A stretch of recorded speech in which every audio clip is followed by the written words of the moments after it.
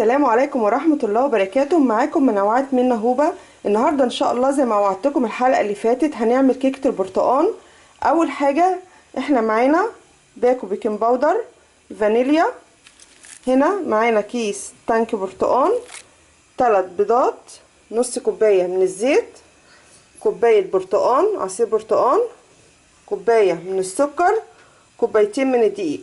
اول حاجه هنبتدي ببركه بسم الله، وهنبتدي هنعمل مع بعض الطريقه النهارده ان شاء الله. انا مش هعملها ولا بالمضرب ولا بالخلاط، انا هعملها بالمضرب اللي هو السلك. نبتدي الاول، يلا معانا. اول حاجه انا هنا هنزل بكوبايه السكر بالشكل ده، وهحط عليها 3 بيضات بالطريقه دي كده، وهبتدي اقلب الخليط كويس جدا.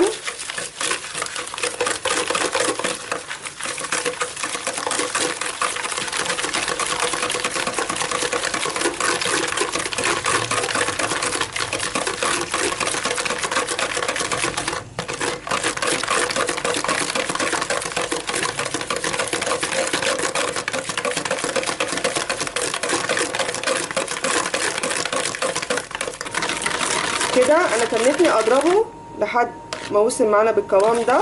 حابين تعملوه بالمضرب براحتكم، حابين تحطوه في الخلاط ماشي، بس انا هنا الطريقه دي للي ما عندوش ولا مضرب ولا خلاط فبيعملها بالطريقه دي كده، يسهل عليه. بقت بالشكل ده. انا هنا كده هنزل بايه؟ هنزل بنص كوبايه الزيت بالطريقه دي، وابتدي اقلب الخليط.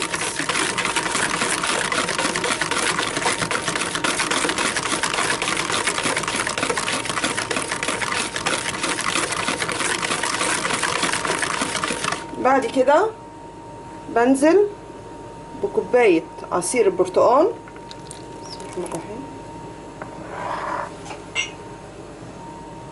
وهنزل بباكو الفانيليا بالشكل ده،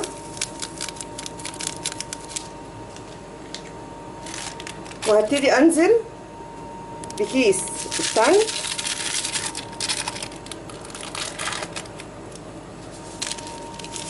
بالطريقه دي كده، وهقلب الخليط بالشكل ده.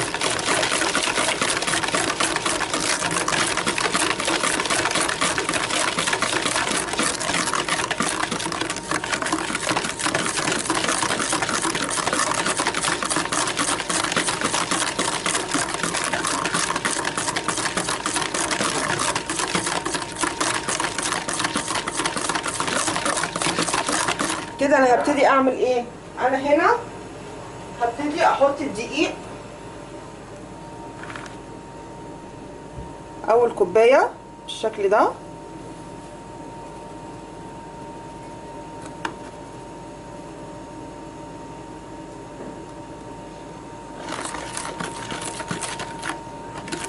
وابتدي اقلبه كده.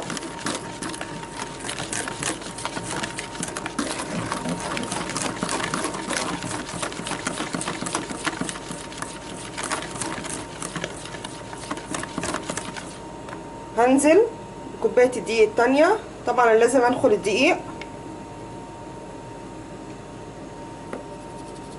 بالطريقه دي،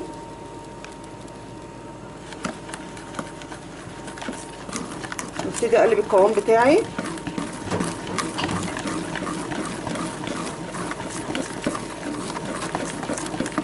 وهنزل بالبيكنج باودر،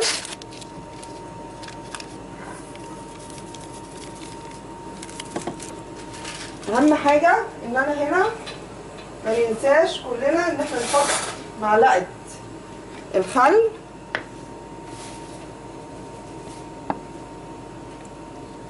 دي اساسا،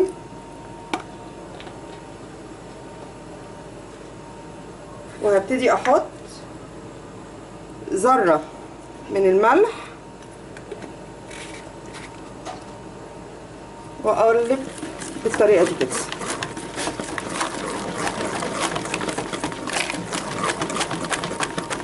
كده انا حطيت كل المكونات بتاعتي. هنا انا مجهزه صينيه مبدراها بالدقيق، دهنها الاول بالزيت وحطيت عليها دقيق. ابتدي احط القوام بتاعي.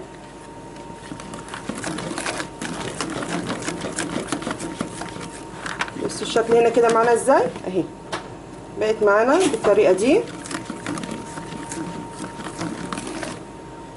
هنا بقى كده انا هبتدي ان انا افضيها في الصينيه. بصوا انا ماشيه معاكم الصينيه اهي، هبتدي انزل بالخليط بالطريقه دي. طريقتها سهله وطعمها جميل جدا، هتعجبكم.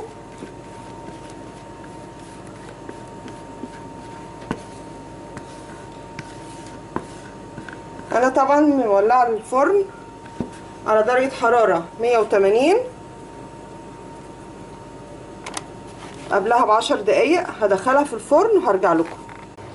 طبعا هنا انا على ما الكيكه تطلع معانا من الفرن هبتدي اعمل الصوص اللي هحط عليها.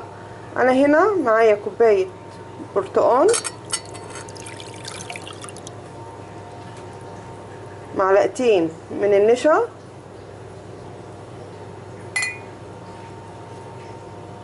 ربع كوبايه من السكر. هقلبهم كويس جدا بالشكل ده.